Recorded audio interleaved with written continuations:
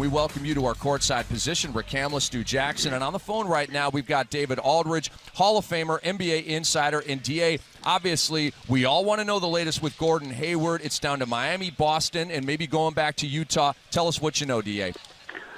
Well, look, there's obviously been reports out there that he's agreed to go to Boston. And all I can tell you again is that talking to multiple league sources that he has not made that decision yet. That does not mean, Rick, that he may not decide in an hour or tonight or tomorrow morning that he's going to Boston. It just means that as of right now, he hasn't made that decision yet. So we wait to see. He's still, what I'm told is he's still really in the middle of making his decision and just hasn't finalized it yet. So all you can do is wait for the information to come to you, and that's what we're doing right now.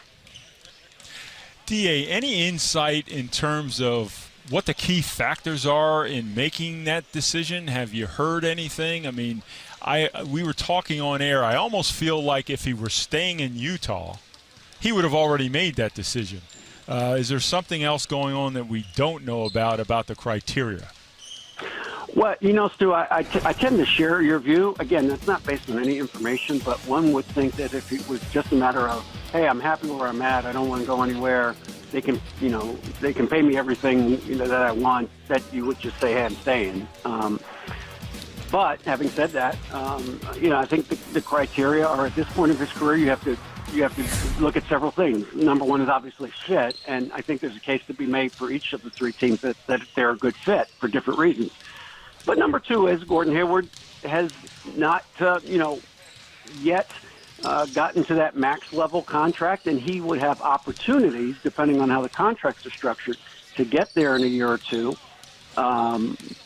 with one of these teams. So that's a factor too, and who may be ready to commit to that kind of deal. You can't obviously say that publicly, but I think certainly smart people would have understandings, as we put it, of what the future would be and how you would do it. These are not decisions made in vacuums. There are other players on the teams. For example, Boston's got to pay Isaiah Thomas next summer.